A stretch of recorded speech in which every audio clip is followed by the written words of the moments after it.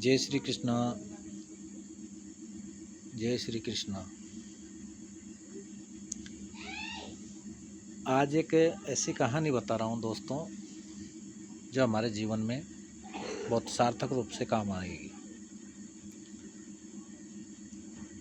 कहानी है महाभारत के एक अध्याय से ली हुई। देखिए, सबसे पहले मैं ये बताना चाहूँगा कि जब मनुष्य का अंतिम समय आता है, अर्थात उसके मृत्यु का टाइम आता है, तो वो सबसे पहले किसको पुकारती है? अर्थात अंतिम समय में आत्मा श्री हरि श्री विष्णु को ही क्यों पुकारती है? अर्थात ये कह सकते हैं कि हमारा जो पंच तत्व में विलीन जो ये शरीर है, उन पंच तत्वों में विलीन होने वाले समय में जब सभी तत्व अपने अपने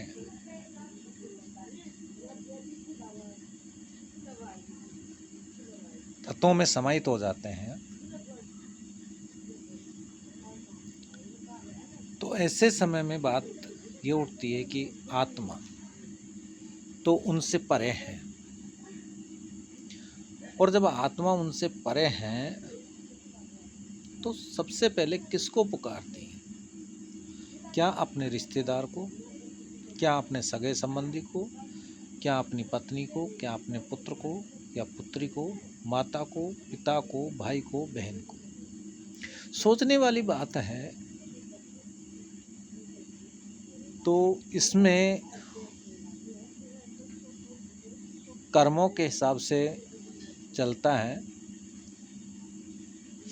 कि मनुष्य के अंतिम समय में यदि उसकी इच्छा जिसके प्रति रही है, बेटा, बेटी, पशु, धन, जिसमें हुई है, तो अगला जन्म भी उसी वक्त निश्चित होता है कि इसका अगला जन्म क्या होगा, कहाँ होगा, कैसे होगा। लेकिन जब समय आता है अंतिम समय का, बहुत भयानक होता है।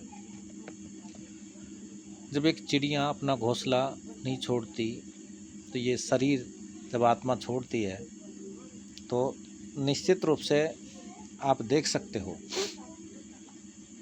कि कितना मोह होता है उसको। आत्मा का परमात्मा में मिलन तो होता है, लेकिन वो सहज ही नहीं होता। सहज क्यों नहीं होता?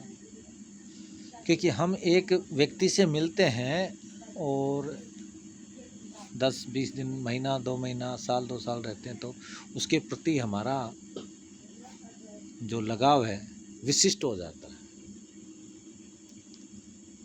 और जब विशिष्ट हो जाता है तो निश्चित रूप से हम कह सकते हैं कि वो अपने एक बंधन में बंध जाता है। सत्य यह है कि जब अंतिम समय में व्यक्ति के पूरे जन्म का जो समय रहा, उसका जितना भी मृत्यु से पहले का, वो कर्म उसके माइंड में रील की तरह घूमने लगते हैं। जैसे कि मान लो कोई कैसेट चल रही है, या उनके व्यूज़ को, उनके विचारों को रिवाइज किया जा रहा है। उसको एक एक अपने कर्म सामने आते हैं कि मैंने क्या किया है, किसी के साथ अन्याय किए, अच्छा किया है, किसी के साथ धोखा किया है, या मेरे बच्चों ने मेरे साथ में क्या किया है, मैंने उनके साथ क्या किया। एक करुणामयी पुकार होती है, और उस पुकार के अंदर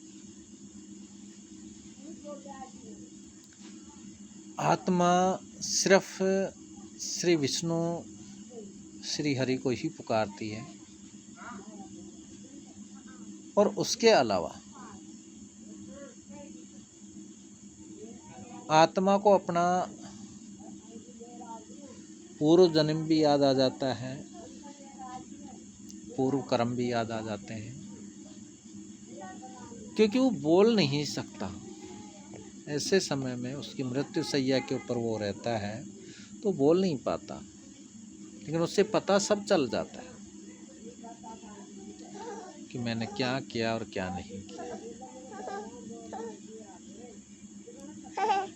तो ये स्वाभाविक है कि वो अंतिम समय में श्री विष्णु को ही याद करता है, ताकि